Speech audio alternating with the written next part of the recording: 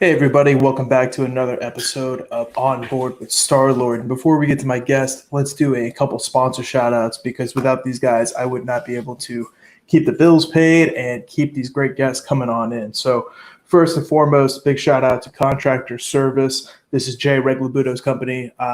He's up in the New Jersey, Philly area, and that's where his company is basically servicing those areas. So if you're looking to do any projects or if you're a contracting company and you need equipment and stuff like that, these are the guys you need to check out at www.contractorservice.com. And you can also give them a call at 856-365-8880. And again, this is servicing the New Jersey and Philadelphia area.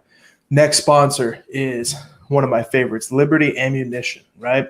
Big shout out to Liberty Ammo. You can go to www.libertyammo.com, use code STARLORD for 10% off your purchase. And the nice thing about Liberty Ammo is it's really a company that I believe in, someone I've used way before they were a sponsor.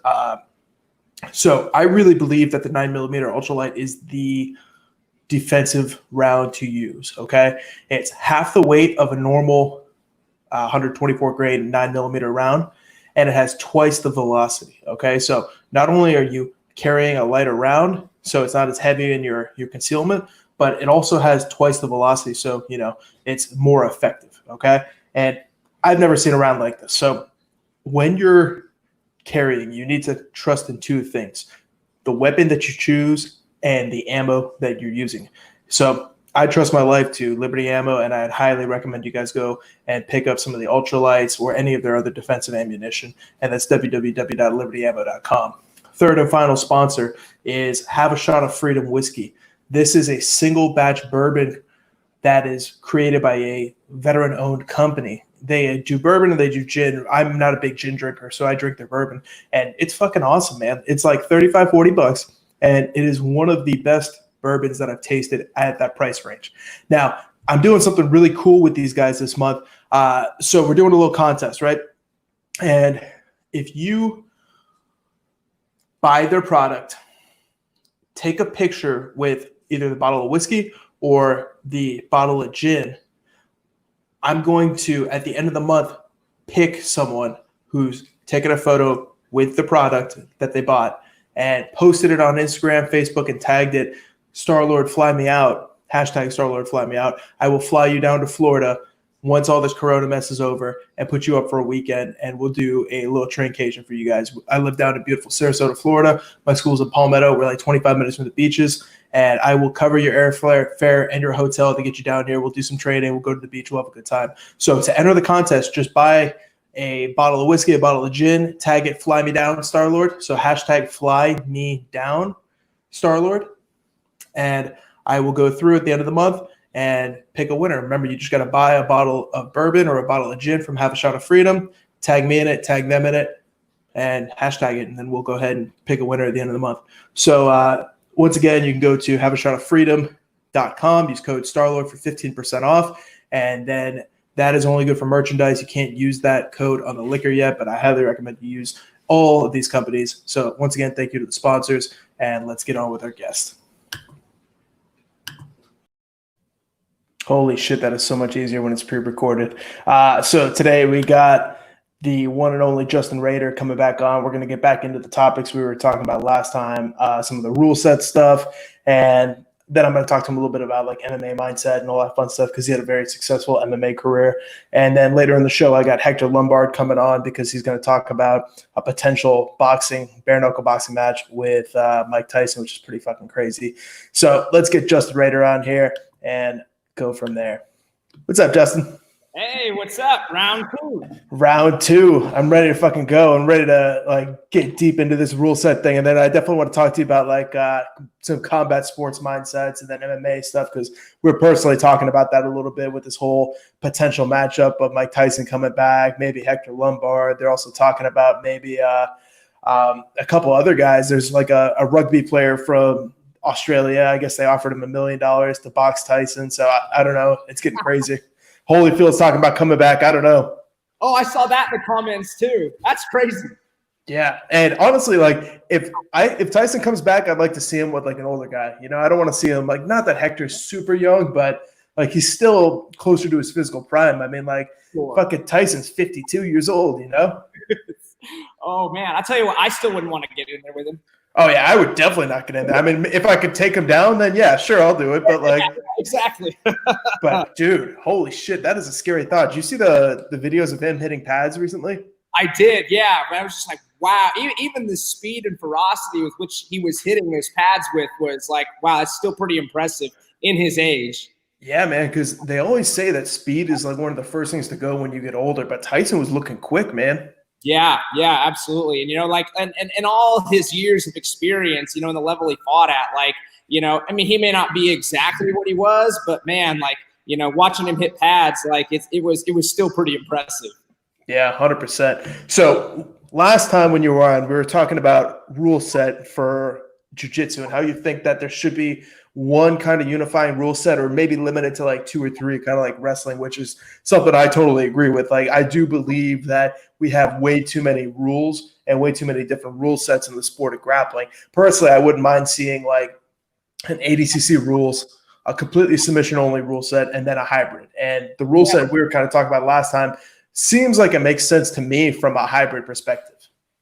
Yeah, you know, absolutely. It's like, you know, they're just, and you see it so much, you know, today too, like, you know, you log on and like, you know, there's like, you know, this person calling out this person, or they have to agree on, you know, like some insane rules, and every single one is different. And, you know, it's hard to know, like, you know, in that kind of setting, like, well, you know, like this one little, you know, rule over here was different, or this one little thing over here was, to me, it just seems to make more sense, you know, and we could get like, you know, a better grasp of, you know, like, you know, in that moment, you know, who really comes out on top, as opposed to like, you know, this huge list of rules that, like, you know, you kind of have a sense of, they kind of have a sense of, right? Like, you know, and I also look at this, like I try to look at it from every, you know, perspective. And we have a habit of looking at it from only an athlete's perspective.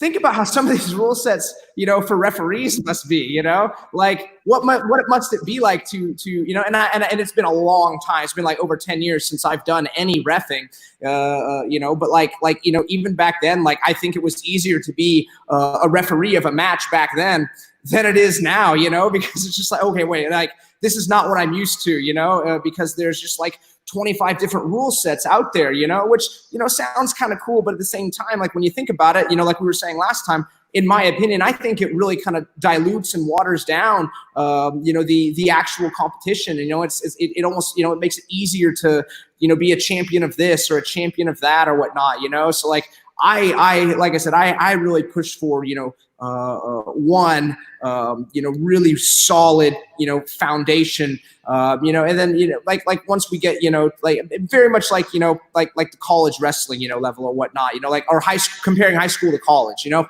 there's some minor rule changes. Like, high school doesn't implement a top riding time rule. All right. You know, high school matches are not as long. Okay. In college, they get an extra minute in that first period. You know, so of course these, you know, things, you know, they're very, very minor, but they change it a little bit or whatnot, you know. So maybe thinking about it, something like that, you know, and then and that's just the specific rule set of grappling. We're not even talking yet about, like, you know, the organization of the tournament. We're not even talking about, like, you know, how we should divide divisions up, you know, and we I spoke a little bit about that last time, you know, asking you the questions like, you know, what's been around longer when we look at, you know, the sport of jiu-jitsu and the sport of wrestling. I mean, wrestling has been around for thousands and thousands and thousands of years, you know, like it's a model that's been perfected to know the rules of what's actually happening, like out on the mat. The actual action can be different. I don't see why, like, it wouldn't be, you know, a good idea necessarily to adopt some of the rules of the organizational part from wrestling, you know, like, why not use the same weight classes? I mean, these are the weight classes that we, you know, have been perfected in the system they use like over thousands of years, you know.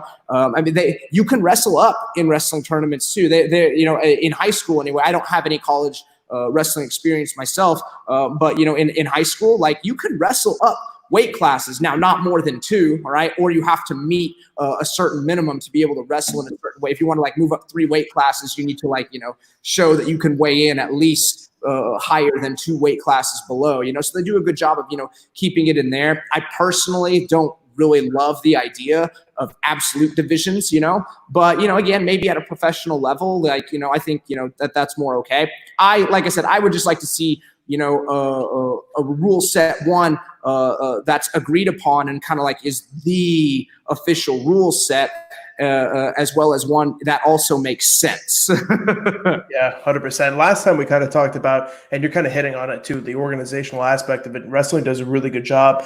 And granted, they have thousands of years of it, and USA Wrestling like may not be perfect, but they do a good job of seeding and making it a very clear path to like a national championship, and when we had the IBJJF, which I'm not a huge fan of, mostly just because it's for profit, and obviously I think the rules are silly, but it's very difficult to kind of have these feeders to the world championship. And they're starting to do it now with the black belts, where you have to get so many points to get invited to the worlds, which I think is a good first step. But the problem is you have to pay $140, $150 for every tournament leading into it. And it's a pain in the ass, Yeah.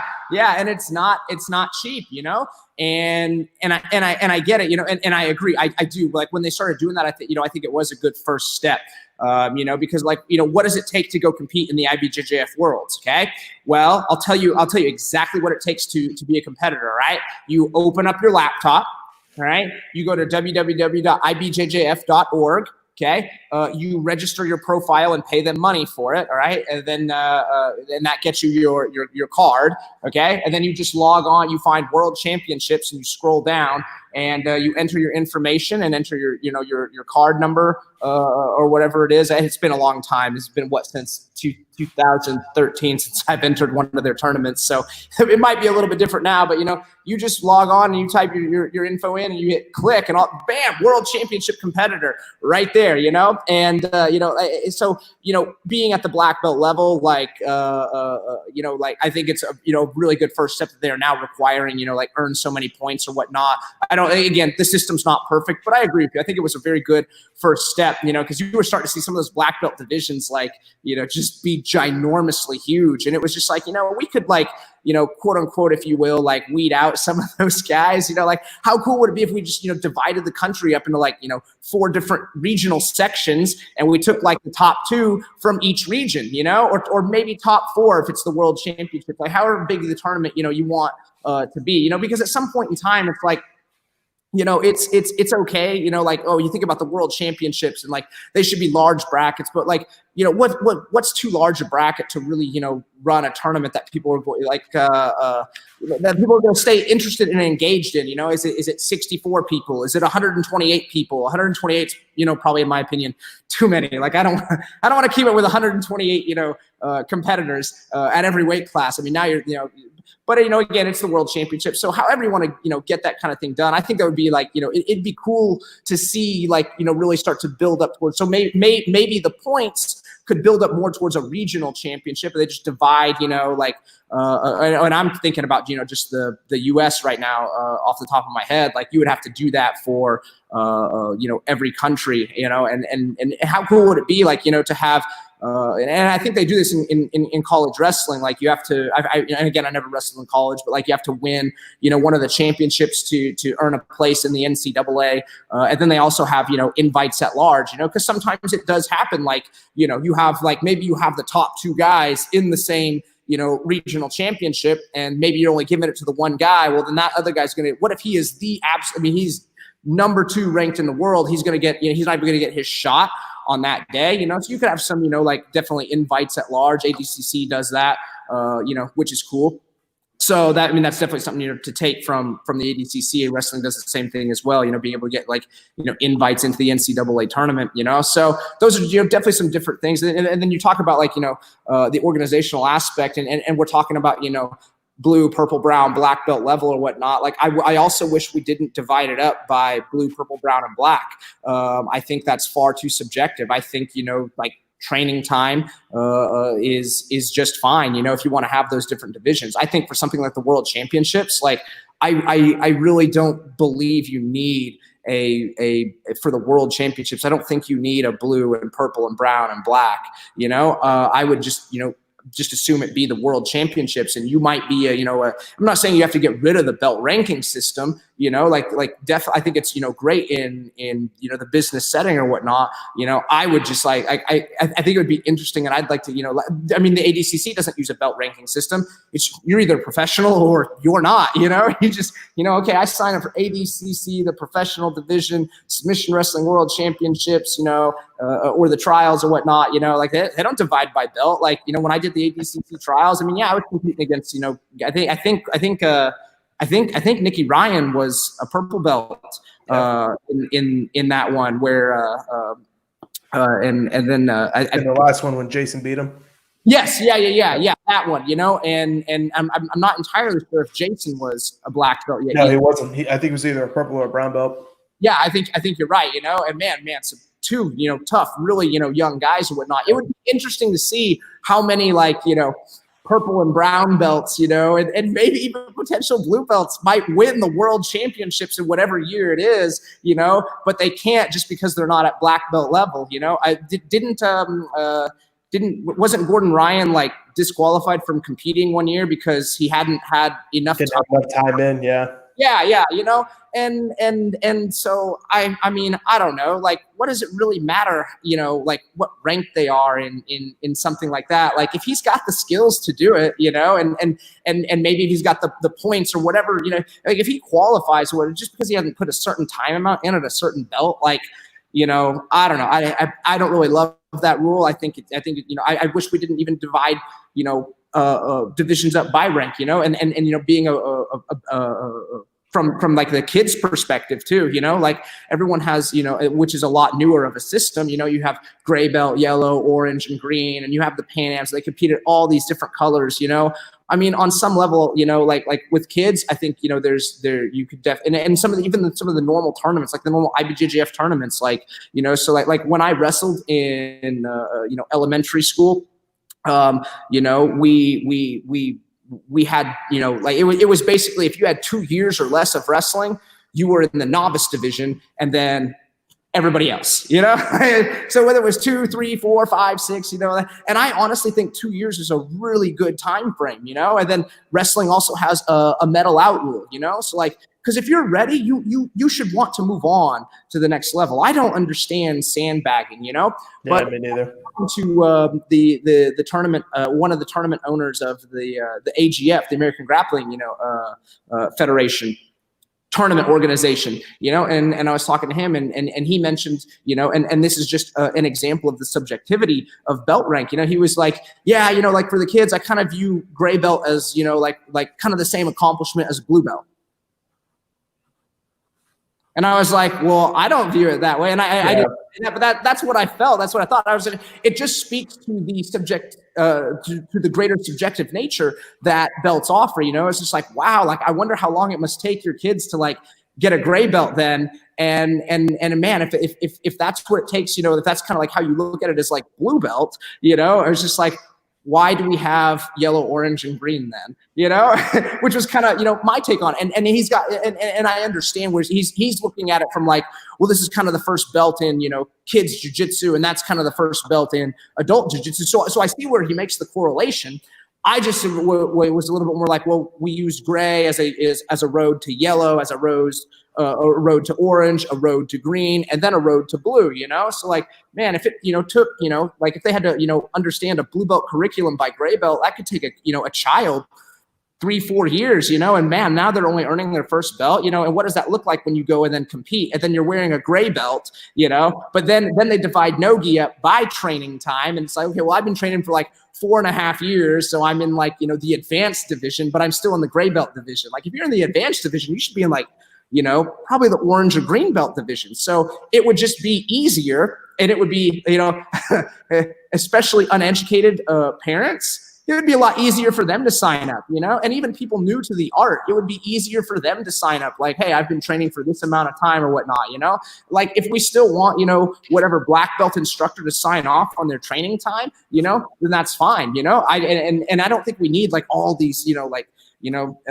novice, beginner, intermediate, advanced, and pro. Like, I think it's too many divisions. Like, I think 2 years is 2 years and below, and then just everybody else, you know? So that would be, you know, it's simpler. It's easier. It's easier to understand, easier for everyone to operate in, and increases the talent pool. So imagine the evolution of those coming out of that too, like the guys at the top level. Like, you know, I mean, it would be interesting if, you know, the purple belts could compete in the black belt, you know, world championships division, you know, and what the results might look like, and that they might be different, you know. It would be interesting to see, you know, as opposed to having like all these different classes that are based on very, you know, subjective, arbitrary nature, you know. It would just, you know, in my eyes, it would make more sense. Yeah, it would definitely make more sense. And I feel like you and I have a similar perspective where I personally, I view everything I teach as like a hybrid grappling format. It's not straight jiu-jitsu or wrestling. So for us, like, I think we put a lot less emphasis on belts than anything else. And I would personally just be like, okay, there's an amateur division, there's a pro division. And then, like you're saying, for the kids, 2 years and under and 2 years and above, because every other sport, nobody fucking breaks it down into skill level, you know? Like, yeah, exactly. You know, like, I mean, if you're going out to play for football, you know, they don't care if you've been playing for, you know, 1 year or 5 years. They ask one question: can you get the job done?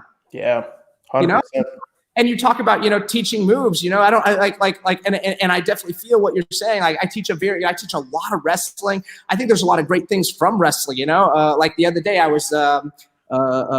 You know, do you know Kyle Dake? You know, one of my favorite wrestlers. You know, he's got his whole. I've watched a lot of like instructionals from him. He's got his whole Claw series. You know, how he rides on top or whatnot. You know, and I was giving it a shot. You know, like, you know, so like a lot of times in our art, you spin around behind to the back and you grab over under. You know, very much like Marcelo Garcia, which, don't get me wrong, I think is, you know, extremely effective, and it's definitely, you know, a good technique and a good move and a great place to start. But I was, you know, at some point in time, it's like you want to start being, you want to have more things in the toolbox and whatnot, you know, to throw people off. So what's very normal? Spinning around to the back, locking over under, you know, rolling or setting your opponent to their hips, shooting your hooks, looking for an RNC. That's very what we might consider right now in this time. It's considered very orthodox. There was a reason I was really good at getting the back and finishing the back, but it wasn't through that. I did something very different. I when I spin around to the back, I don't look for over under normally, and I don't do a whole lot of RNCs,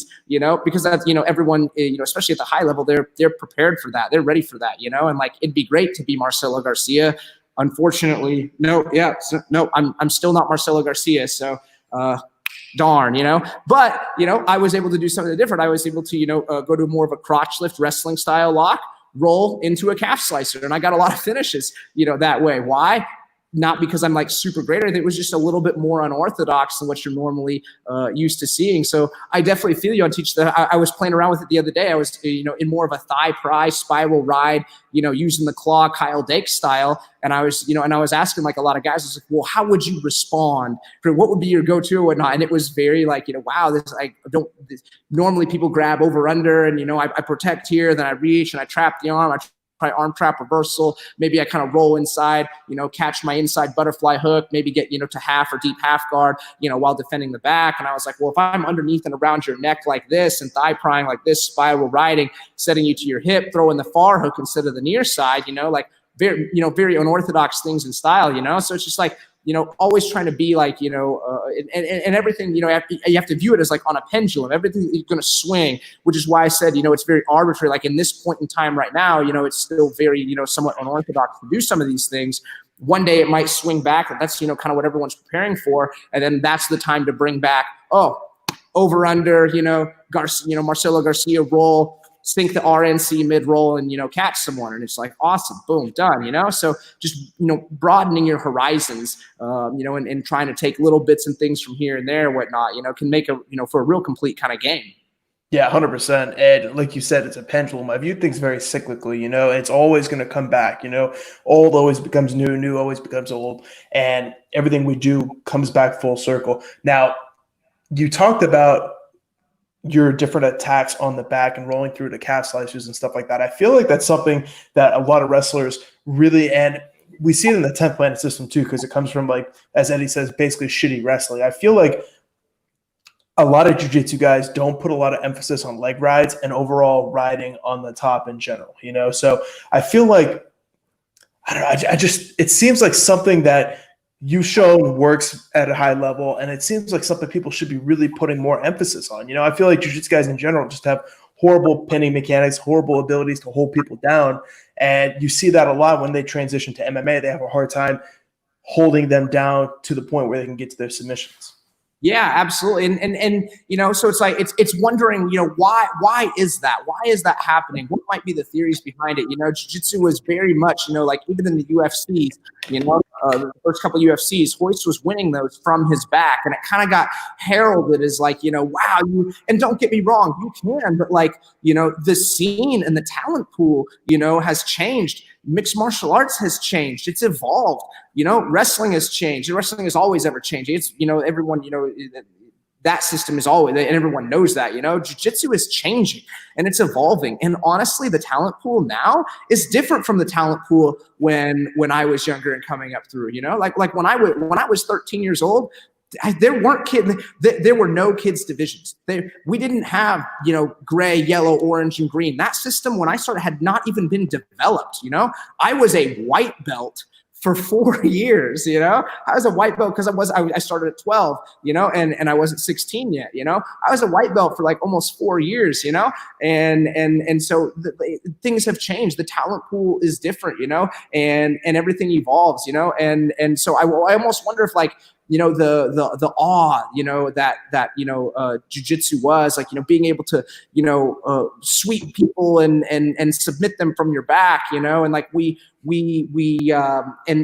the rules too, you can see it, you know, the rules are, you know, like almost designed, you know, or designed to favor the person on bottom, you know, and perhaps it's for that reason. I don't know. You know, I made the reference to the Dark Knight Rises, you know, where he had to take he was guided to take off his safety net, you know, and then he would be able to make the jump, you know, and it's the same thing. Like, you know, I would love to see the removal of advantages in the IBJJF and see people have to, you know, you would have to fight harder to get off your back, to get on top, to score your points, or finish that submission that you're trying to do. They're no longer, you know, because like on some level, oh, well, they don't weigh the same as points. You're right. But on some level, with points being equal, if it's 0-0, because you were able to assume the bottom position was 0 penalty, you know, now you're on bottom, and now you're like, oh, you know what? I threw up, you know, like, you know, a halfway omoplata,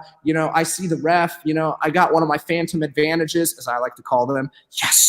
Okay. Now all I have to do is make sure they don't pass my guard, you know, and at the end of the day, it's just like, you know, like if I don't think that makes for great fighting, you know, like I think, don't get me wrong, I think it's value to have a guard that's very difficult to pass, you know, because it kind of keeps you in the game. But if you were in a real situation and your whole game is based off of, you know, hey, you know what, I just have a really hard guard to pass, and like, you know, I throw up this omoplata attempt here, and which theoretically, you know, is there. I'm not saying that everyone, you know, operates that way necessarily, but it can definitely be a strategy at the highest level. You know, if that's your kind of game or whatnot, it's not going to translate over very well, you know, to mixed martial arts, you know, or anyone that really, you know, kind of knows. And I just think like you're taking a lot of big, you know, extreme chances. Yes, I do believe that, you know, like this art, being able to fight from your back, and a superior level of knowledge and skill and whatnot. But like, I feel like the rules have driven the evolution, you know, away from a lot of that, you know, as opposed to, you know, because again, when you make rules for a sport, I'm going to, you know,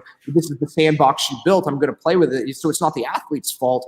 It's the fault of the rules. They need to be fixed. They need to be changed. And some of these things that I'm talking about, you know, are just so different, unfortunately, from the way it's been done up to this point. I don't see a very good, like, you know, you know, it's going to take honestly too long. All right. Some of these things should be done, but it would take a long time if you wanted to slowly like phase in some of these things I'm talking about. It would take a long time, you know, and I don't have the patience for that. You know, I want it to be just cut, boom, right here. You know what? -1 for pulling guard. You know, if you're on top for a whole minute, you earn an extra point. You know, no advantages. You know, points the entire time. None of this first half, no point stuff. You know, the points are too many. If I pass your guard right to mount, it's not worth 7 points. Okay, I could see it being worth 3 points. I think that's very reasonable. You know, because again, every rule set will fall short. It's all sub max. You know, but like, you know, so you know, if I'm there for, you know, a good full minute, I'm going to earn an extra point. Now it's 4 points. You know, but if I get rolled over in, you know, 15 seconds afterwards, I probably didn't do a whole lot of damage from top. You know, and the person on bottom rolling me over, who cares that it didn't happen from guard? The end result is you're now on bottom and this person's on top, and you never assume that you are, you know, you know, in a mixed martial arts, you know, and or you know, especially self-defense situation where you don't know someone, you don't assume you're better. You know, you're going to put your skills to practice and use, but you don't assume you're better. And these rules don't, in my eyes, don't support that sort of evolution in thinking. And you can very easily hide behind, you know, little advantage points, you know, like, I mean, don't get me wrong. My guard is not great, but my guard's not easy to pass. You know, I mean, I could, you know, like if my only goal was to like make sure you didn't pass and like not really attack, like that's not all too difficult to skill. Yeah. And we talked about it last time, like you said, the rule set you prefer. Now, what I'm kind of thinking is, the rule sets are always, it depends what you're trying to accomplish with. You know, at first, the rules were supposed to mimic MMA, like 4 points you're in mount. It's a greater position because you can land strikes. Same from the back, you have a better ability to finish. It seems like the rules have gone completely 180 now where they're more sport-based. So I think if we're trying to increase the aptitude for MMA, if that's the end goal, exactly what you're saying makes a lot of sense. And adding in that ride time like they have in wrestling or the reversal points would make a lot more sense, just because when you are in a position to do damage, you should be awarded for it.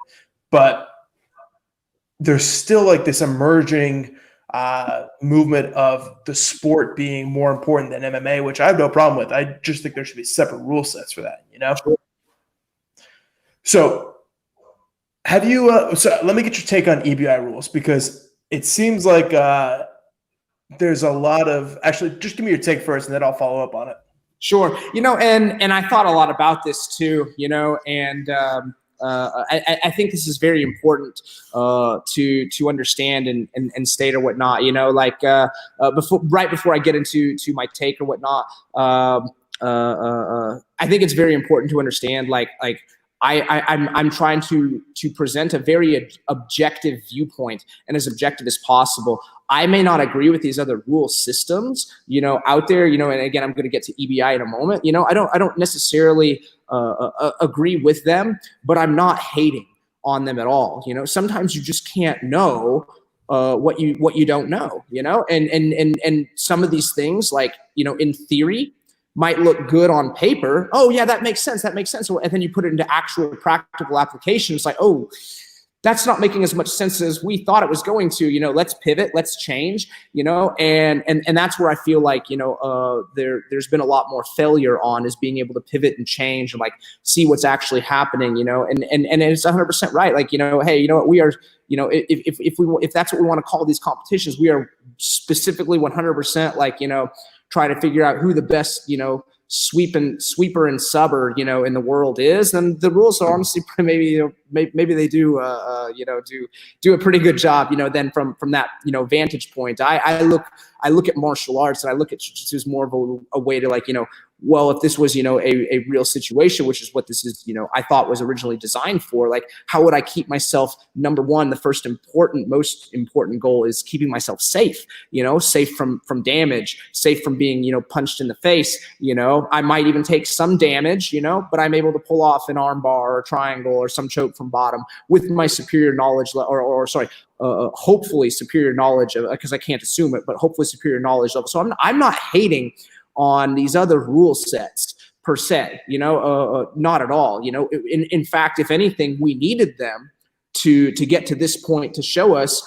hey, this is the next pivot and turn. This is what needs to take place now, you know? So I very much respect, I mean, I competed at the highest level of IBJJF for like 10 years, you know? So I have a lot of respect for them. I would just like to see it change and evolve, you know? And so now we're going to start talking about EBI, and you have, Eddie Bravo and his invitational or whatnot, you know, and I very much admire his courage to step away from the norm, you know. So let me be clear. You're probably a little bit more up with it than I am. But if I understand the rules correctly, it's 100% completely sub only for the first 10 minutes, right? Yep. And then you enter overtime, in which now you have different choice of positions. I guess. Yes. So it's real similar to wrestling, where you get to choose top or bottom. They get to choose back or armbar, or they can defer. Gotcha. Is there a criteria for choosing who goes first, or they just flip a coin? So originally it was whoever was more dominant in regulation would get to choose, and if it's close, it's a coin flip. You know, okay. And yeah, gotcha. You know, like, because once again, when you say whoever was more dominant, that's subjective. Yeah, very subjective. You have to try to stay away from the subjective nature of things as much as possible. On some level, you know, things, you know, like I really like wrestling does a really great job of defining stalling, but at the end of the day, it's left to ref discretion. You know, it might be a few seconds difference between this ref and that ref, you know, but it's pretty good. Like, those are one of the things you just have to leave to ref's discretion. However, who was more dominant or whatnot, I don't think should be, you know, left. Like let's say a ref, you know, gave one stalling warning. Well, now it's not subjective; it's very objective. You were given a stalling warning, you weren't. Therefore, you're going to get the choice first. I think that would be a better way to go about it than just be like, you know, otherwise, if there's no other criteria in place or whatnot, don't make it a ref's decision as to who was more dominant. That's too subjective, and no one's going to understand it. You know, you know, just 100% make it straight across the board. Coin flip, nothing wrong with that. Wrestling does it; it happens. You know, these are the nature of situations when you have two high-level grapplers, you know, going at it. So then you enter that overtime, and both people, you know, they get a choice, and then, however, you know, like, then it's like, then they have criteria for that. Like, you know, if there's a submission or not a submission, then that person wins. You know, if both people's submission, it's whoever got it faster, right? Yes. Yeah, and then if there's no submissions, then it's whoever escaped faster, correct? Correct. Yeah.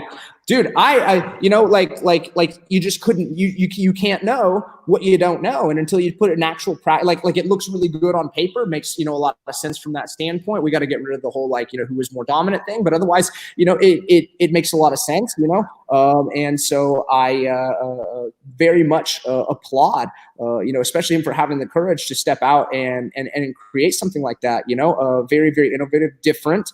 And I think, you know, helps drive us towards, you know, trying to figure out, you know, or at least bringing light, trying to, you know, like, figure out what is the goal of all of this that we're actually really trying to accomplish.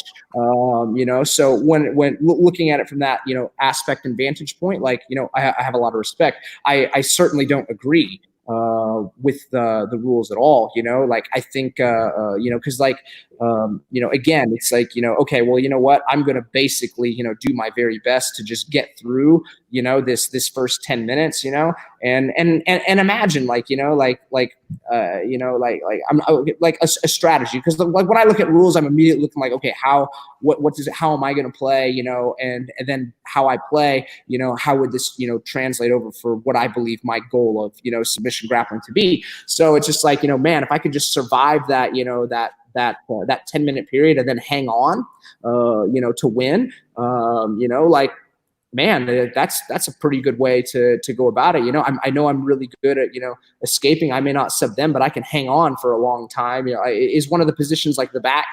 Yeah, you could start at the back with the seatbelt, both hooks, or you can choose spider web, which is the arm lock position.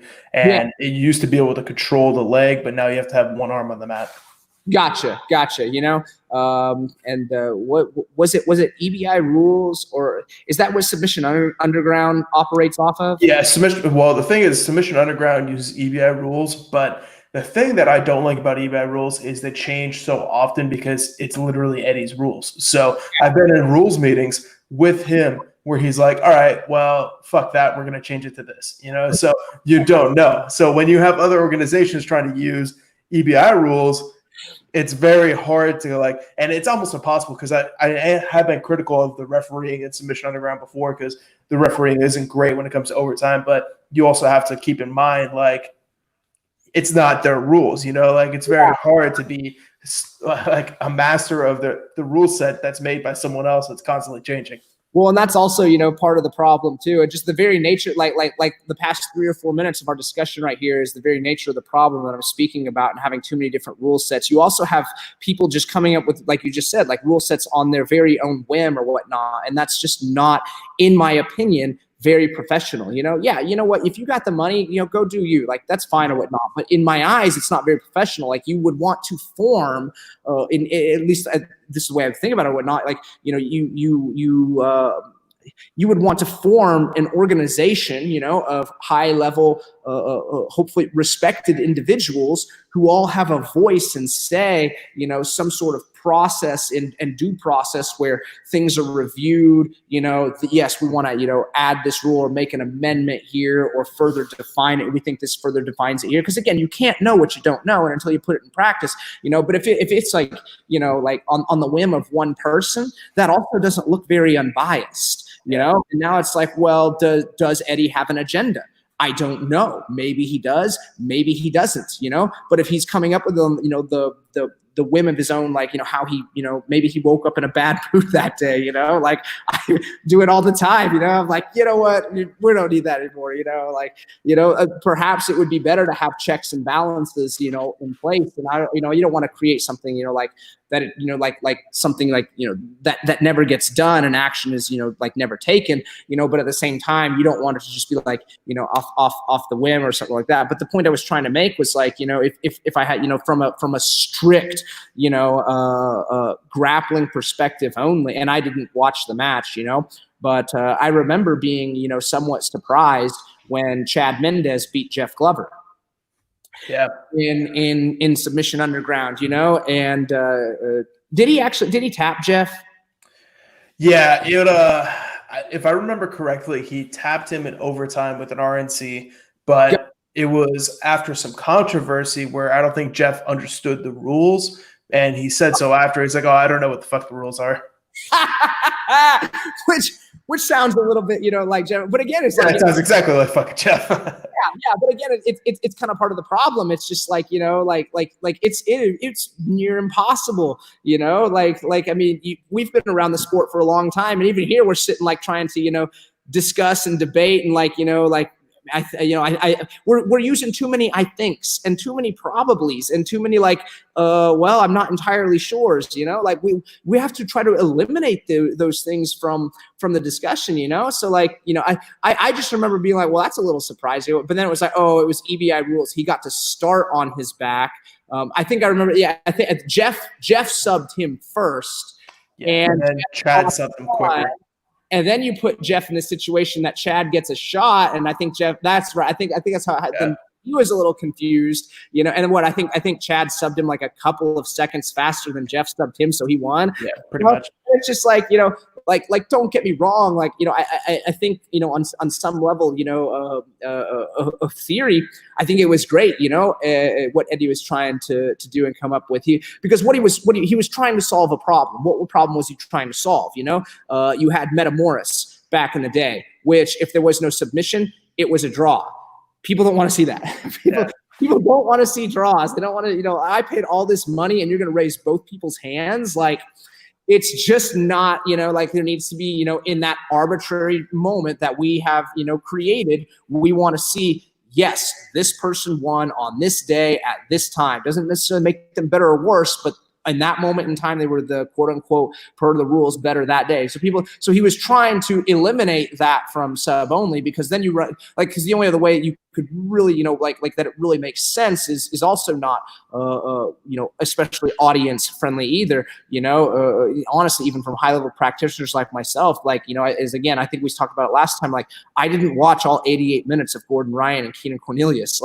Even I didn't, and I think those are going to be the lesser and fewer and farther matches in between or whatnot, but nevertheless, theoretically it can happen, and even did, happen in a practical application and situation. Therefore, I don't believe that, a no time limit is necessarily, a good rule set or the way to go either, and then I also don't like sub only, and again, I'm not to ever hate on, I'm trying to do this, as objectively, and as respectfully as possible. But I believe it was in Metamoris. You remember when Galvao faced Huron?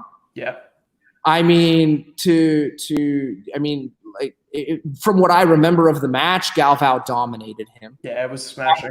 Dominated him, and for Galvao not to be declared the winner of that match, because I look at it, I'm just like, man, if this was, full range combat, I guarantee you Huron would probably have tried to, not be on his back, in side control and mount as much as he was. The fact that he couldn't get submitted, means that he didn't have to open up. It's, which is why I believe having a top, a top time rule forces the person on bottom to open up, because the top person doesn't always necessarily need to. How would I create the moments to finish you or sub you, if there were no rules? I would throw punches at you and I would force you to move, So what do points do? This is why I believe points work. Points create the concept of burden of movement. All right. They really do.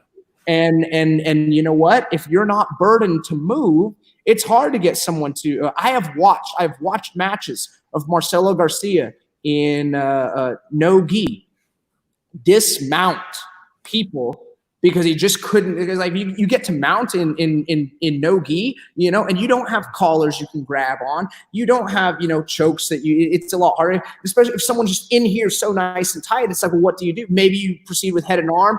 Walking the arm, but again, at a high level, I've watched Marcelo Garcia dismount before, because side control is more dynamic of a position, because there's still positional progression, and it's a lot easier for me to take a little bit of my pressure off, put it back on, and there's more rotational turn on a somewhat level that feels almost safer for the person on bottom, so they in that rotational turn and transitions, it opens up more chances and opportunities, abilities to finish, and I'm talking even about points competitions as well. I've seen Marcelo Garcia dismount in no-gi before, when in an actual mixed martial arts situation, he wouldn't necessarily have to do that. He would throw punches, but he was looking for the finish, like Marcelo Garcia, being Marcelo Garcia, he was looking to finish or whatnot. It was just like, what, it's not happening from mount. Let's dismount, and let's see if we can't, try to get this guy on bottom to open up a little more, because I'm way up on points anyway right now. And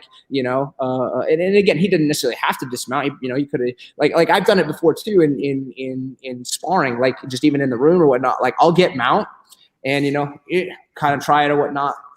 Because I try to be very efficient with the energy I've got, kind of shut me down. And I've literally, I one time did this as an experiment. I just sat in mount and didn't do anything for about the last 3.5 minutes of a round. But the person on bottom didn't do anything either. It's just like, well, the burden should be on you to move, because if you didn't, I would throw punches at your face that would cause you to move. Therefore, the burden of movement should be on you. And yet far too often in this sport, even nowadays, we punish the person on top for stalling, or you're in the better position, you should be finishing. You know what? It's really easy to clam up. It really, really is. If you're not trying to win, but you're not trying, you're you're not just gonna, outright lose either.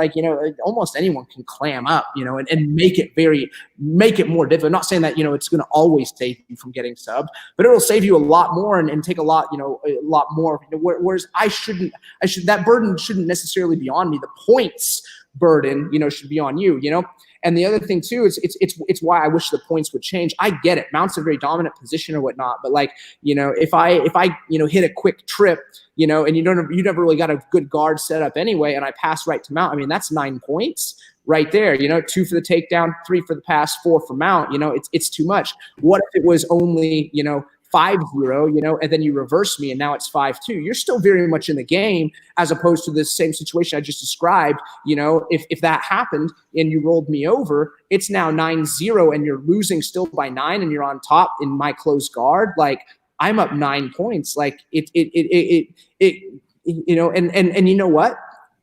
Here is the same thing too. It's like now I can just not get my guard passed, and I know I'm gonna win because, you know, like they're gonna, you know, like in wrestling, if you're on bottom and you just clam up and the person on top is like, you know, they're trying to work, and there's really nothing you're doing, you're gonna get called for stalling on bottom pretty blasted quick. You know, you should be trying to get up. You should be trying to improve position or whatnot, you know? And I view guard, like having a hard guard to pass. If you are making, again, ref's discretion, but if you're making if really most of your effort is just like, it becomes very clear and apparent that you're only trying to just not get your guard passed, like in your recoveries, you know, you know, you're making it very clear that you're just, you know, trying not to give up any more points and ride this out or whatnot, man, you should get warned, you should get stalling, and then you should be disqualified, you know? But again, we punish the person on top far too much, and that doesn't make sense. So, you know, those are kind of my thoughts there. Like, you know, that's why I wish the points, it wasn't, you know, didn't compound and it wasn't so much. Like, you got to keep the person again, because, like, you know, again, we don't necessarily know how long, but it's just like, you know, yeah, if I tripped you, you know, and you didn't get a good guard set and I passed right to Mount, I mean, don't get me wrong, like, you know, that's pretty significant for me. But like, if I'm only there for 30 seconds, like, I don't know that it's worth 9 points. Yeah, and you said something very important there, the burden of movement, you know, and there's many different ways to do that, whether it's stalling calls, whether it's points, but whatever it is, like you said, it's very easy to not get submitted. And like, I roll with very good black belts whenever they come in town for tournaments and stuff like that. And if I just want to sit there and clam up and just come here to this prayer position and not get submitted, it's very easy. And I've had to do that in matches before. Like you said, we play in the same box we're built. If you're in EBI rules, you've gone 8 minutes and you're like, all right, there's probably a really low chance of us submitting each other in these last 2 minutes. I'm going to conserve my energy, sit here. And it's very, because on one hand, I'm very hands off with everything I do. Like when it comes to government rules, all that stuff, very laissez-faire. Like, I don't want any outside interaction.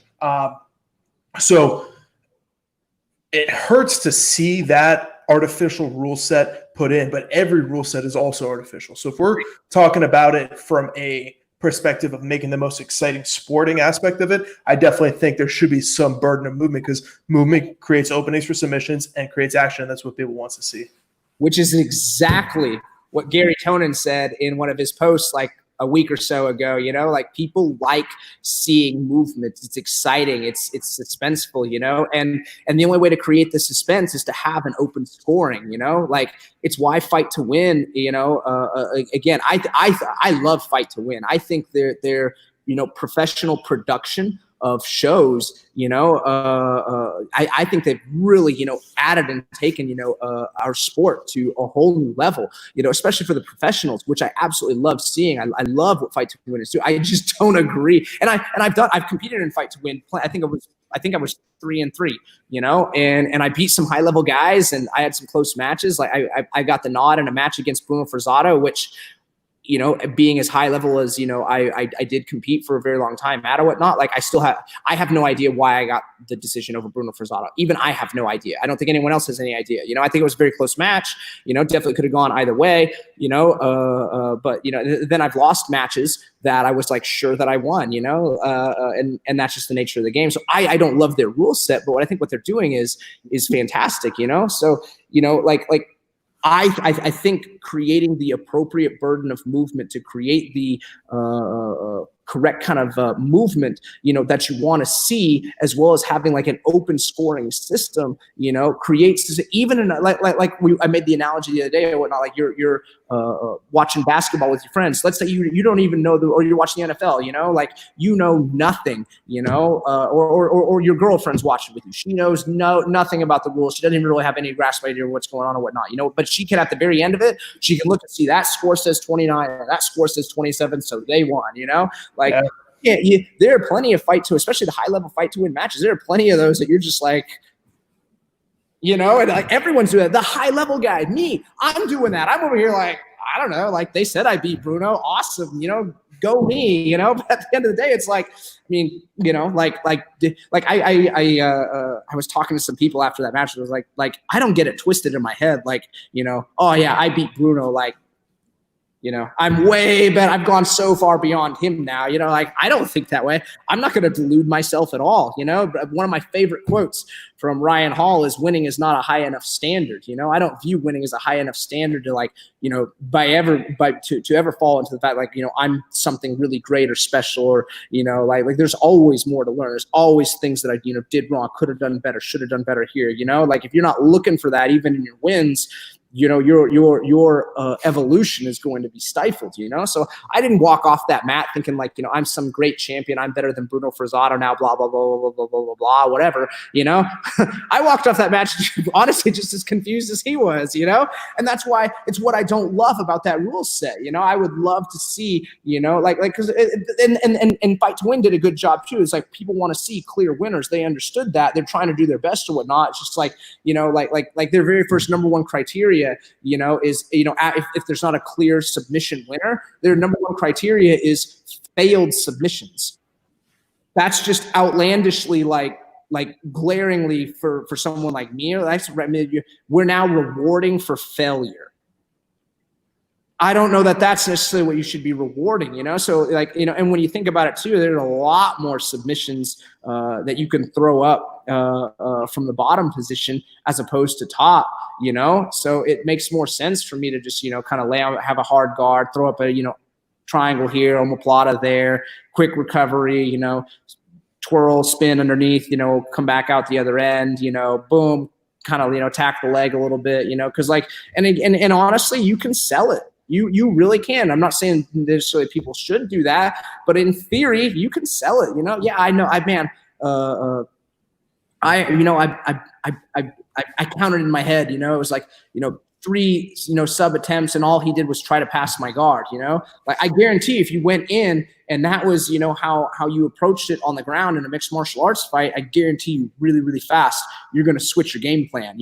So it's why I don't love that rule set, and I believe that I have a pretty good firm foundation to speak from, having competed on it and done it for a very, very long time, and was even successful. I when I beat Bruno Frazado, I was the belt holder for lightweight, so that's just, it's just how I see and view it. It's just like, I think if we fix these things, like imagine, I almost dream about it, like selfishly dream about it. Like imagine Seth Daniels and his Fight to Win production and my rule set, like for me, it'd be a dream come true, That would be pretty fucking cool, I think. And I think it's, sorry, I gotta remove that. I'm trying to text Hector and getting him on here, but with him coming, yeah, it's working. But with him coming on here, let's kind of pivot into the mindset it takes to get into combat sports and stuff like that. Now you transitioned from wrestling to jiu-jitsu, and then you did MMA after that. How much of a mindset difference did you have to change from going from jiu-jitsu to MMA? Mindset wise, it's still very similar, Now I was much newer to mixed martial arts. I had done striking a long time ago, but it had been, almost 15 years since I had, consistently trained striking. My grappling, I very much believed. Honestly, I should have believed in it more than I did. Looking back. Justin, give me a second. I got to cut you off here because Hector just jumped in. I'm going to get him in real quick, and then we'll get you right back in here. No worries. Let's do it. All right. Hector, can you hear me, brother?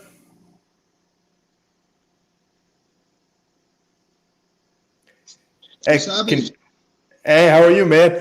So some big news possibly coming out here with Dave Feldman offering that $20 million contract to Mike Tyson. That's pretty crazy.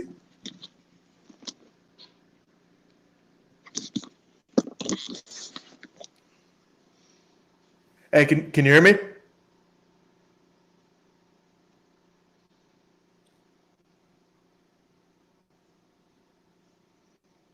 Uh-oh. Hector, can you hear me, man? You good? Now you can't hear me? Just get rid of the headphones. Get rid of the headphones then. Just hey, can you do it without the headphones?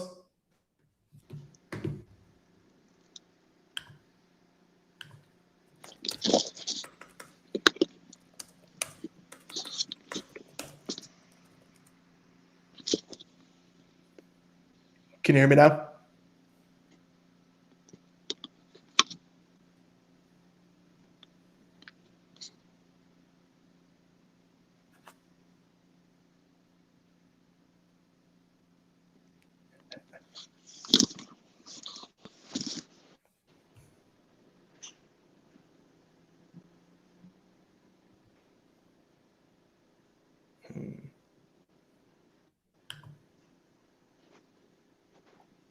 Is that better?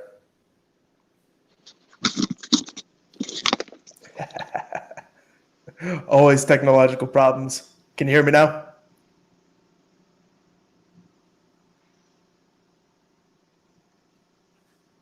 Can't hear me?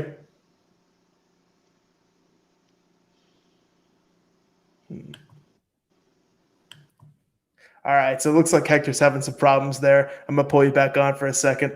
That has been the story of my life the past couple weeks. Yeah, it's always about the technical issues. Hector, when you start hearing me, just let me know, all right? But, yeah, so that's crazy, man. Potential Mike Tyson and bare knuckle boxing. What do you think about that, Justin? Oh, man, like it's always cool when you get to see like old legends return and, the glory that they had and you want to see if they still have it, especially as fighters and competitors, we like to believe we're going to be in our prime forever, and then when you get a chance to, see it, like you really hope, and you hope they're able to return or whatnot. And so it definitely makes it interesting and definitely suspenseful, and of course every, athlete and every person, every body is different, so it's definitely interesting to see if they can always return to their quote unquote former state of glory and, still hang and, especially with the new guys and the younger guys and the newer generation, and, sometimes, it's able to happen, sometimes not, so definitely interesting. Yeah, and it's crazy because Hector came up through the Cuban Olympic judo program, and I mean they have a phenomenal boxing team down there as well. And I know he's training right now at the Goat Shed down in Miami, and it's home to like a bunch of kickboxing world champions and stuff like that. And he's already had a bare knuckle fight, and he's always had really good striking in MMA. So it's really interesting to see how it's gonna change the dynamic because he's used to competing with little gloves, and Tyson's used to competing with big gloves. I'm going to pull him back in here, see if he can hear us. Hector, can you hear me now, man? Yeah. Perfect. So how you doing, brother? I'm good. So big fucking news. Dave Feldman offered Tyson $20 million to do bare knuckle boxing. Yeah, I mean, I want to see how much they're gonna get. Yeah.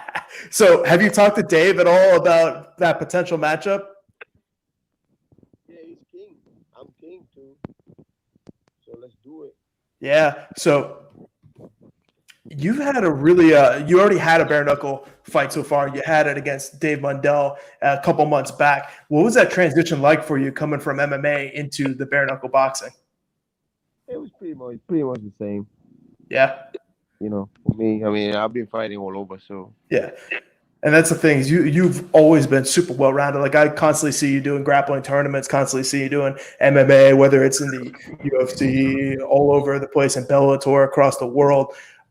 Do you think it would be advantageous to you in this rule set, already having that experience, one, with one bare knuckle fight, but two, coming from smaller gloves where Tyson is just used to having those big 12-ounce gloves? Oh yeah, it's a bit.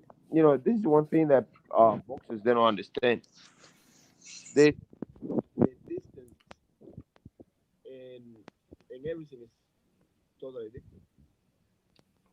You know what I mean? If you know, I don't even think I haven't. Do you ever know any boxer that was good at MMA? Have you? Now, we haven't really seen it. We've seen the opposite. We've seen some MMA guys do pretty well in boxing, but we haven't seen any boxers come in and do well in MMA. Exactly right. Because once you get hit, it's different. You know, with the big gloves, you can kind of like do all maneuver. You know, I don't even think like Mayweather would do good in MMA. Now, this is stand up only. Yeah, it's totally different. And that's why you know, so many boxers they think like, you know, we bad at striking when you do MMA. They're like, oh, you know, they're slow, they this and that, whatever. But they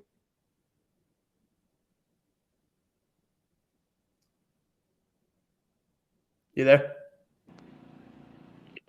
Lost you for a second. Yeah, Back now. Yeah. I was saying that it's very rare to see a boxer to do good at MMA. That they can't do it.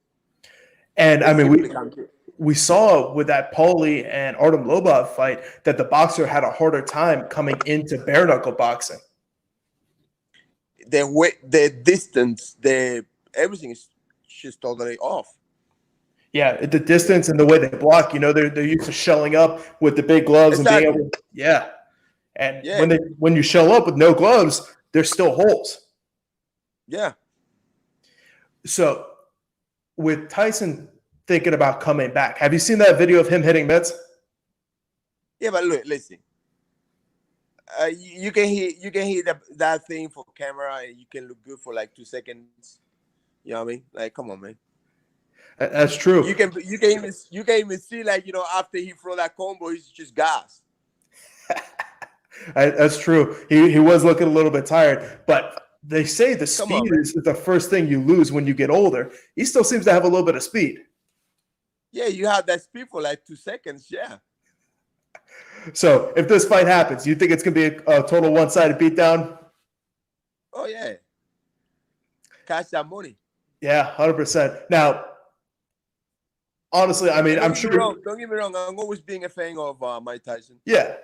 You know, I remember like back in the days when I was with my long wing straight, they used to call me the Tyson of MMA because I used to KO everybody. Yeah. And they used to kind of like say like I was like just like Mike Tyson because, you know, the way I look and everything, stocky, short, you know. But hey, come to the Bare Knuckle and I will show you who's boss. So, are you looking at doing purely bare knuckle now, or are you starting to think about going back and forth between bare knuckle MMA? I know you were talking about you did some grappling on Quintet and Fight Pass and stuff like that. Are you just open to everything right now? Yeah, I'm open. I'm just living the dream, to be honest to you. Yeah. Like I had no pressure. Even like my the Instagram that I lost, you know, but I even see like my social media, right? You know, when you with one of these big companies, right, that are owned by all these celebrities, I cannot even speak my mind. You know what I mean? Like I can't speak my mind now. I'm just talk about politics and whatever the hell I think. You know, I support Trump. Imagine if you would be in the UFC. UFC is owned by all these celebrities. I couldn't even talk good about Trump because they would be like, oh, you know, this is not right. Yeah. You know, all these celebrities, they hate Trump.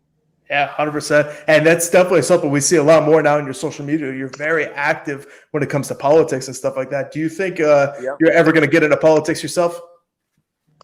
I mean, I wouldn't turn down that offer because I know for the fact there's so many politicians out there. They're so corrupt, and so I'm so happy that Trump is leading our nation because, as you can see, they're full of liars, man. They're liars, and Trump has exposed that to everybody. Like, look, these guys, they talk good, they have a good talk, but they're just so corrupt.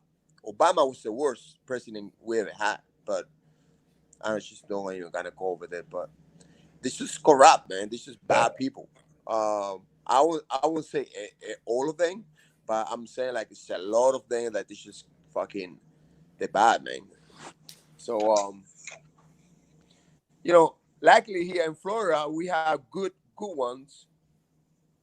The Santos is, my opinion, I think he's really good. He's doing a great job. And Marco Rubio, I like Marco Rubio. We have a good people around us. Yeah. So that's why Florida has always been good. The interesting is like Florida's opened up to professional sports and stuff like that, like the WWE and the UFC. Do you think? I mean, obviously, And look, go ahead. And look, the whole thing, it's like I've been saying to a lot of people. Yes, there is a corona. There is a coronavirus. There's some virus that they invented up there in China, to fuck the economy up. But they just blowing that thing out of proportion. You know what I mean? Like, put it this way. People in New York, the 1,600 people in New York, they were inside. They wasn't going out anywhere. They were in lockdown basically in the nursery homes. Nursery homes, you cannot go out. You have to be at home. And they got the coronavirus. They die from coronavirus, and they haven't got any exposure. They haven't got any social connections with anybody. They've been isolated basically, and they all die. It will tell you it's a lie. It will tell you that this social distance is a lie. Open up, man. I'm so pissed off. I just want to, whatever I am, I want to tell everybody, open this fucking shit up, man. I'm fucking sick of this. We wasn't meant to be locked up. That's why when you put people in jail, it's because you punish them. We don't deserve to be punished. Let us free. So I think it's safe to say that Hector Lombard is more dangerous than coronavirus for Mike Tyson, huh? Oh yeah, I mean, yeah. I mean, I like that fight, by the way. I hope it happens. That's a really fun stylistic matchup because, like you were saying before, you were called that little Mike Tyson coming up, or like Mike Tyson 2.0. Like, you guys have a very similar build. You guys have heavy hands, fast hands, and trust me, somebody's gonna get knocked up there. Yeah, and this is not like you're gonna have like a running around freaking, because I know Mike Tyson doesn't run. My last opponent, he was fucking running. I gotta give him like a pair of sneakers and a fucking Nike shoes because that motherfucker was running. But I know Mike Tyson will never run. Even at 52, he would definitely get in that middle and stand and bang. So, he will throw leather. Yeah, he'll go crazy. So if Tyson doesn't sign, Shannon the Cannon signed with the Bare Knuckle. Is that something you're interested in? Like, who else do you have your eyes on besides Tyson? I mean, I have my eye in a lot of people. I have my eye in a lot of people. But I think I was telling Dave Feldman yesterday, man, this is great. I was Your volume's down a little bit. Yeah, I was soon as told that Mike Tyson signed, or they're about to sign him, or they're giving an offer or whatever. I don't know how that works. But yeah, I'm like, I I want that fight. That'd be a good fight, man. I'm super excited to see if he does sign. So one more thing before I let you go. Somebody offered, or somebody said, if this fight doesn't happen, they want to see you and Chris Lieben, since you're both signed with the Bare Knuckle. What do you think about that fight? I mean, yeah, you're in for anything. You just want to fight. Yeah, I mean, but I think like, you know, I have a few other because I think like I'm supposed to fight. I'm supposed to fight. What's the name of this guy, man? Shit, the last guy that's supposed to fight. I have no idea. Who are you supposed to fight? Fuck. Hold on. Because you just fought Mundell. Yeah, but he wasn't the guy that I was supposed to fight previously. I was supposed to fight what's the name of him, man? He's been around for long. I don't know, He's man. been around for, yeah, I mean, like what's the name of this fucker?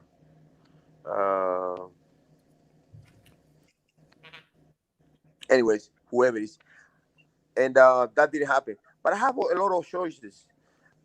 But obviously, I want to fight a big name. The biggest name possible. Yes, and that's gonna get better and bigger than Mike Tyson. That's true. That's true. Hopefully it happens. So let me ask you a question. When you guys do a radio show, you guys don't talk about politics, race? We can talk about whatever you want, man. Yeah, because, you know, I really want to do podcasts about talking about three things. Yeah. Race, which is the hottest topic out there. Race, politics, and religion. Hey, might as well. So, hey, let's do this. Let's have you come back on next week, and we'll do a couple hours and just talk about all that stuff that you want to talk about. No fighting, no nothing, just race, politics, religion. We'll let you say what you want to say. Like for example, like this kid now that he got killed, right? Yeah. It's all over the news. I heard he was vulgarizing the neighborhood, and those guys going to a fight. And now, like, you see all these guys going out, you know, demanding, you know, whatever. But my question is, when that happened in the neighborhood, and a black kid kill another black kid, it's okay. I don't saying that it's okay that these two white guys killed this young fella. I don't say it's okay. I hate that. I post a video and say, like, oh, look at this motherfuckers. Whatever he was doing, he doesn't deserve to get killed, right? Yeah. But my question is, that happened in black neighborhoods all the time. It does. And you never heard about it. Yeah. Is that because it happened between black and black? It's because it's the media. The media wants to hype it up. Okay. I mean, think about it. What sells more? Two black guys killing each other or a white guy killing a black guy? What's going to make more headlines? Makes sense. Yeah. You're right. You're right. But, you know, it's just kind of like, you know, I just don't get it. I just don't get it. Yeah, I don't get it either. When they're going to get it, like, we don't have racial issues anymore. You know, they keep digging with the racial issues. They keep digging with the racial issues. And I'm just so fucking sick of it because, hey, look, man, you see black politicians, they do a fucking horrible shit to a black person or to a white person. It doesn't really matter who the fucking, you know, the way you look. You know, it doesn't really matter. Like, that is so way behind. Why they always keep bringing that shit back? They always keep bringing that shit. Oh, the racial issues. Oh, racial issues. I tell everybody, like, look, if you have a $2 billion, you gotta go and buy whatever the fuck you want. Being blue, being yellow, you gotta do whatever the fuck you want because you got money. The race is money in these days. Money is what counts. Yeah, dude, I definitely agree with that. Or money that you have. it doesn't really matter the fucking color of the skin. Even if you blue, you gotta do things that a white person can't do. You gotta buy things that the white person can't buy because you got money. But it's crazy. It is what it is. I definitely agree. Money definitely separates people more than race nowadays. So, hey, text me and let me know when you want to come on next week. And we'll talk about politics, all that stuff for an hour, however long you want to go. But, yeah, we'll do a full one up, and I'll get a couple other guys in here that want to talk some politics with you. And I'm actually, I kind of like, I know you are an entrepreneur. You always, whether you have BJJ events or you have you always find a way. Yeah, you always find a way, man. And that's what it comes down to. Like you are too. You hustle, man. You got to hustle to make that money. I see you out there. You got your businesses starting up. When in doubt, there's always a way. And right here in this Corona stuff, it sucks, man, like being all locked up. But there's always a way to make money. That is something that I would like to talk a lot more, in your radio show. Yeah, man. Instead, like people being based on fucking racial issues and political issues. Listen, man, if you hustle, you're gonna hustle. Like for example, like my last ex-girlfriend, right? We broke up, but she was a hell of a hustler, and she was selling waist trainers, and she was making a killing with a waist trainer. But I'm saying to myself, like, I'm amazed, and she goes like, yeah, you gotta ground. You gotta push. You gotta go hard, and that's what she was doing. The value is not in the product. The value is on your work ethic. 100%. Obviously, if you have a good product, you always gotta do it better than. But she was selling a waist trainer with no patent, with nothing, like she's a normal waist trainer, and she's making a killing. But she was always pushing hard. Yeah, man. Anything else, it's always pushing. Whether it's fighting, it's entrepreneur, it's just that hustle and that work ethic. And that's what you have. You have a really good ethic, and I appreciate that, I appreciate you, dude. So many people that way. All right. Hey, Hector, I'm going to let you go because I got Justin Rader right here, but I'm going to text you and we'll set up a time next week and we'll go for a long time, all right? All right. All right, brother. You stay safe. All right, brother. All right. That was Hector Lombard. Now we're back with Justin Rader to finish up our conversation. Hector is a fucking character, man. I fucking love that guy, but he's a character. Oh, man. Yeah. Yeah. Oh, man. I don't even – we were talking about fucking mindset before this, about transitioning to MMA, I think, right? Yeah, so the mindset wasn't, like a whole lot different than I really approach, submission grappling. It's because like it's still combat at the end of the day. Now we're entering a realm of like full range, striking, wrestling, grappling. All right, as opposed to like just wrestling and grappling. So that part of it, was definitely different. I wish that I had spent a little more time, traveling and learning different things, and because there were definitely big holes in my game back then, and especially it being striking, and and everyone's different. Everyone like everyone learns differently, that kind of thing.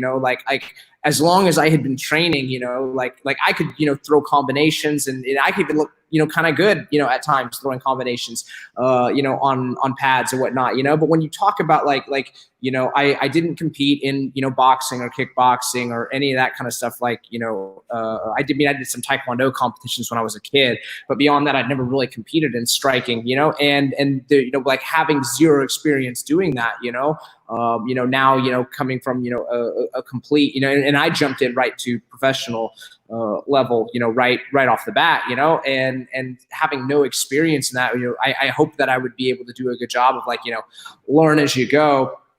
And there were definitely times that I felt like I did learn, and I just think it was a lot slower going than it could have been. Like the first time I felt like I really had a really jump in my understanding of striking and putting it into a game that made sense, you know, because like you can teach combinations all day long, but if you don't know when to throw them or what you should be looking for, I mean, they're only, you know, worth so much and so good, you know, like there were times in my third fight, you know, I mean, I walked straight forward and just, I threw, you know, like jab, overhand, or I think one was jab overhand and then double jab overhand or something like that. I just walked forward and connected, you know, awesome. Good for me. I don't necessarily think that, you know, like that's necessarily how it should always be done or approached. I just happened to connect with my right hand, you know, that time, you know. It wasn't until I started training with Ryan Hall and Ton Lee when he was out there at 50-50. Yeah, oh man, dude, like these guys, it would, and I would, and, you know, and like it was me and Ton and his Ton's brother Vin, and it was just like, man, like there had to be something. Like I was getting hit and I didn't know why. And you know, okay, you get hit once, okay, you get hit twice. You know, I got hit like a whole straight practice. I don't think I landed one strike, and I did nothing but, you know, like, and these guys have such control. Like they were tagging me, but like not knocking my senses loose, you know. And like at the end of it, I was just like what is going on here? Why? Like it can't just be like random chance that like I got no hits and you guys hit me all up and down, like right? Like it can't just be random chance. Like what is it you're looking for when you do this? And slowly but surely, you know, I started to build from that, and what they were saying made sense. It's like, look, when I do this, you know, this is what I'm looking for. And it's usually one of these 2 or 3 most common reactions, you know, like, you know, and if you don't have, you know, ability to teach like that, you know, like I learn really well when it's put together like that. Okay, this is what normally happens. Of course, like, you know, it doesn't always happen that way, and you adapt, you know, in the moment, the way you need to based on what you're seeing or whatnot. But like, you know, I had no concept of how to put, you know, a game together. I could walk out there and I could throw mitt combinations, but, you know, and like try to just close distance, which is, you know, especially at the beginning, that was you know, my goal, like try to close the distance as much as I can, you know, get it into a grappling range, you know, kind of fight and just try to grind it out from there until I can get it on the ground where I felt really good.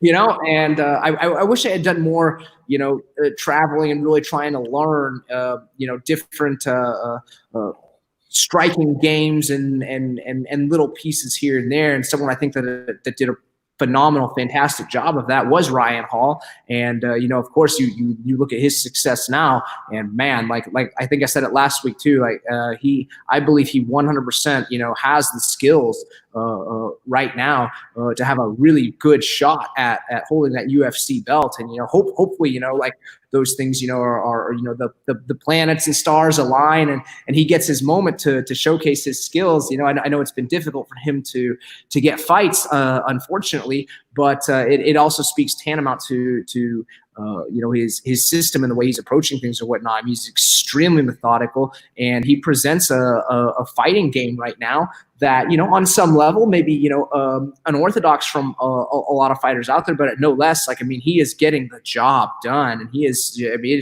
it's very, very impressive to watch and see. And, you know, so I'm very grateful for the time that I've had there. So as far as the, you know, like the mindset wasn't really, it was, you know, like it opened my eyes, especially to, you know, like a lot of what I'm saying now when I talk about grappling rules and that kind of thing, having that. I mean, I fought 10 times, you know, in the course of like 5 years, and, you know, had 7 wins. And learned a lot, you know, even in my losses, you know, learned a lot. You know, I faced some guys that are really good. I put myself in positions where I shouldn't have been fighting, and I still walked out there and did it. And, you know, so you grow and you learn, you know, so the mindset really wasn't all that different.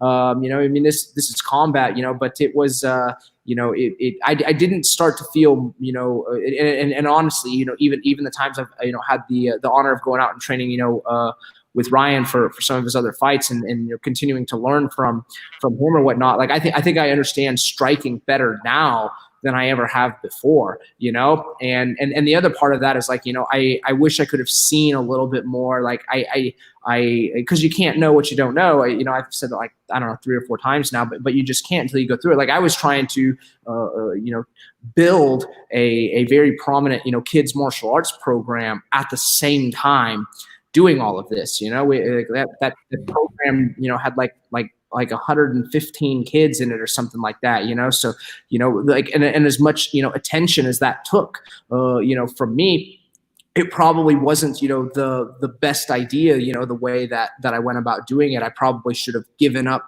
that a little more if that's really what I wanted to pursue, you know, and that would have just been one of those things at the time. I just, you know, I didn't want to accept that I couldn't fight at this highest level and, you know, run a program, you know, like this on the side as well. And, you know, I absolutely love, you know, running, you know, especially now, like the kids program that we are building now. I mean, I absolutely love doing it. And I love being able to give back and influence young lives, you know, the way, especially my wrestling coach, the way he did for me.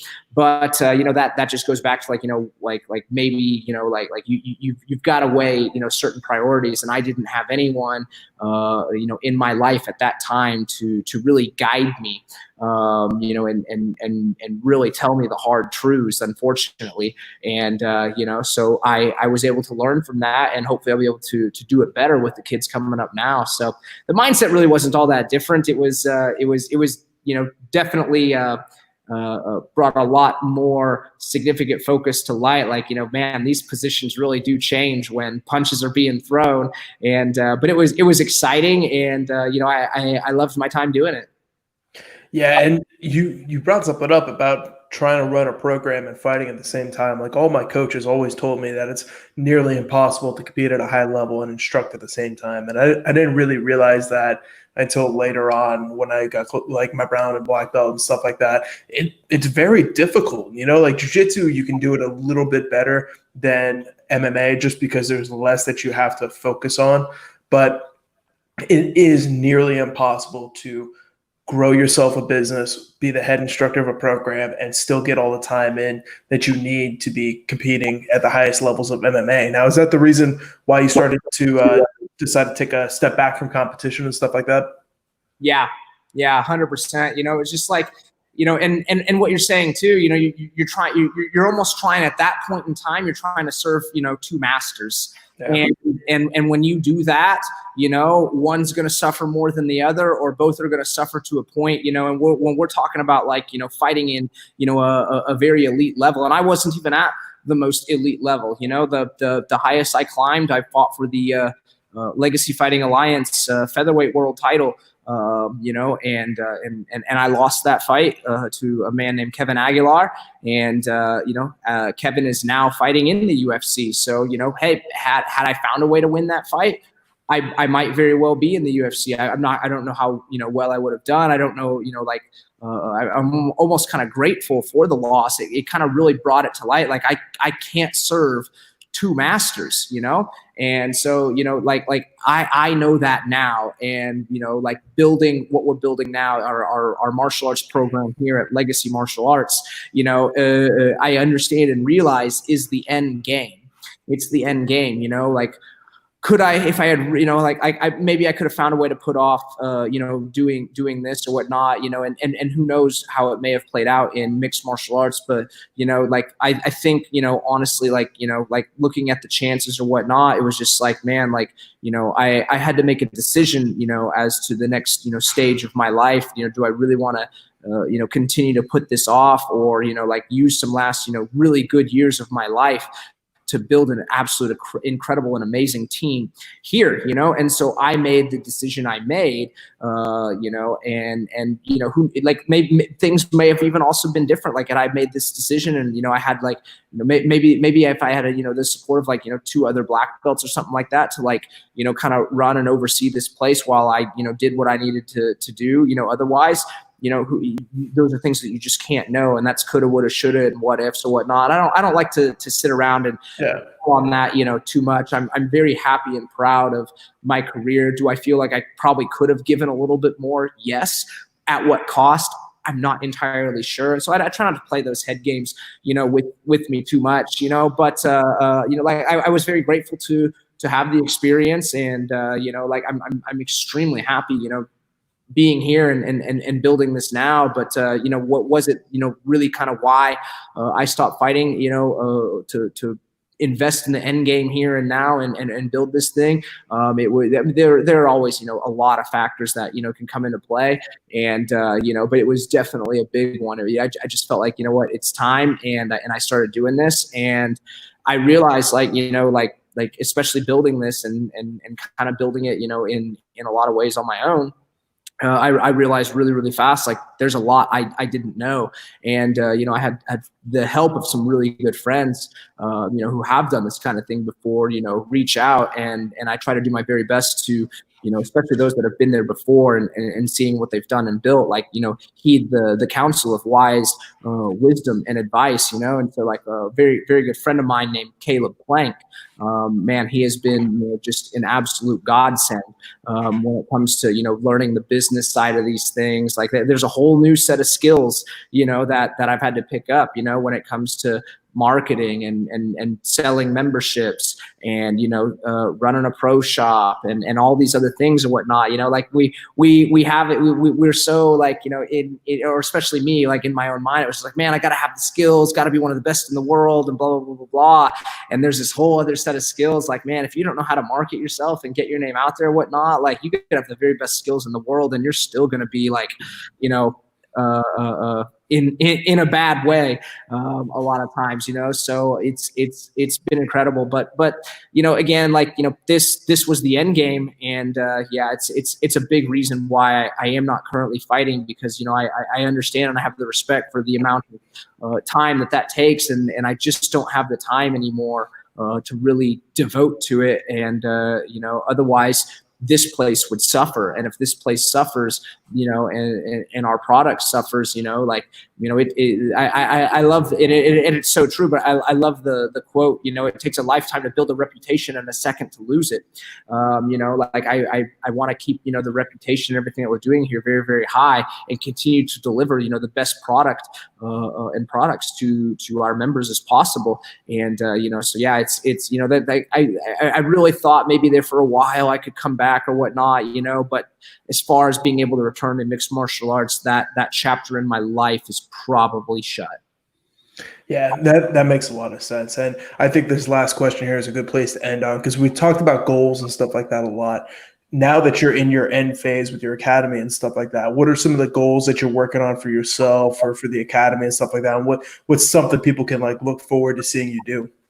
You know, I got into I built a first leadership team quite a few years ago, and those, you know, it was comprised of, you know, 8, you know, like 11 and 12-year-olds and some teenagers, you know, and those kids, like, changed my life. And so what I'm really and I made a post about it today too, about my wrestling coach, you know, how I think like, in a lot of ways, I think, like, true leadership and the true definition of, you know, what real leadership is kind of forgotten and almost a lost art of teaching. And I'm really trying to bring that back here, especially in our youth programs as well as our adult programs, but especially in our youth programs, as to what, you know, those what that word really means. But, you know, building that leadership team, like, really changed my life. And so trying to continue to devote, you know, in my eyes and in my opinion, I don't think that there's any sport out there that is as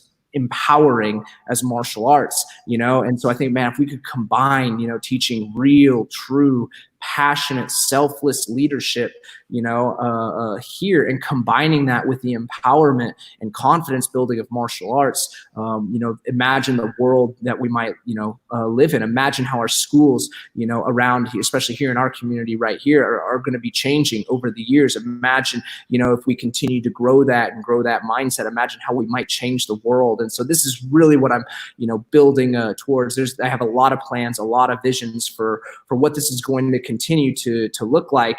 And you know, I can't give away too much right now, but we're having an absolute blast doing it. We're seeing, we're growing, every single day. We've got new people coming in, and it's some of the changes and some of the stories we can already tell, are pretty incredible, and seeing, giving, I can't remember how it goes, basically not, like when we think about, true leadership, people think like, it's someone, with a lot of authority, someone in a, position, someone that knows a lot of this.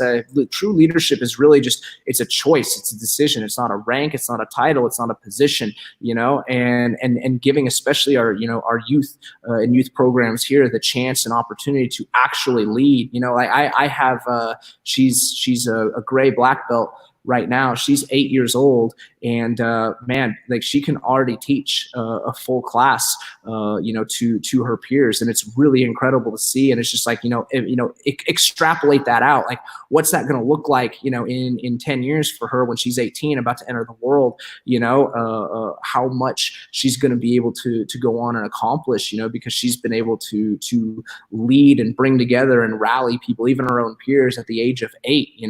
And we're seeing it happen, and in more kids, more and more each day, we're seeing it happen. They're stepping up, they're taking on these roles.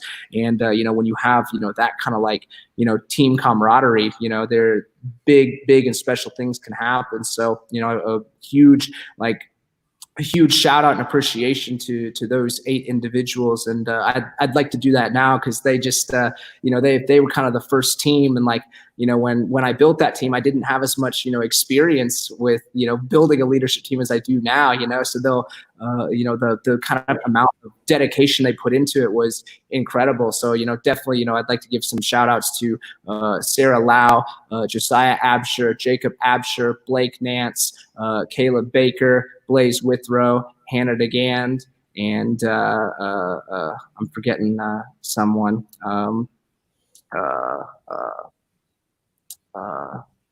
I don't want to leave anyone out. I think Ian Foster. That's the Ian Foster. Yeah. So I'd like to give a shout out to those 8 kids, because those 8 kids really, like, we came together and we built something incredibly special. And I absolutely, they pop in all the time here, and to the new and next generation. And these kids, they look up to those kids like just so much. And it's just a really incredible thing to see. So, getting them to understand that they're not too young to lead and take leadership roles and positions in life. And so I'm here, and, especially in the next, 5, 10, 15 years, I'm extremely excited with what we've already seen in, a very, very short 18 months, what that's going to extrapolate out to be.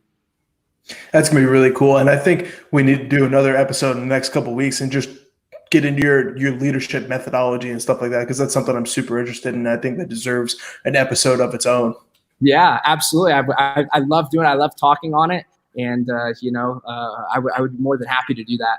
Sweet. We'll definitely get that scheduled. So is there anything else you want to say to everyone before I let you go? Hey, no, I don't have anything else to say. Thank you guys for watching. And, of course, Star-Lord, thank you for having me on. It's been an absolute pleasure. Yeah, glad to have you, Justin. I'll get in touch with you in the next week or two, and we'll schedule something out in advance, all right? Sounds good, bro. You take care. Right. You too. You stay safe. All right, that was Justin Rader, guys. So once again, thank you guys for watching the show. We'll have Hector Lombard on next week at his request and do some, politics and life and all that fun stuff. So that'll be a fun show, and we'll definitely get Justin on in the next couple of weeks and get him a platform to talk about his leadership programs and stuff like that, because that's something I'm very much interested in myself. So one more time, let's shout out the sponsors. Go check out contractorservice.com, J. Reglabuto's company, libertyammo.com for Liberty Ammunition, Have a Shot of Freedom, whiskey, haveashotofreedom.com. And remember, we're doing the giveaway with them. So take a photo of the product. It doesn't have to be the booze. You can get shirts. You can get whatever you want. But take a photo, post it, tag me, tag Have a Shot of Freedom, and hashtag Fly Me In Star-Lord, and I will put you in a contest to get flown into Sarasota, Florida, put up in a hotel, enjoy the beaches, enjoy some training and all that fun stuff. So you guys stay safe. I'll be back. I think I have something tomorrow. I don't remember off the top of my head. My calendar's not up, but I'll be back soon with some more podcasts for you guys. So thanks for watching.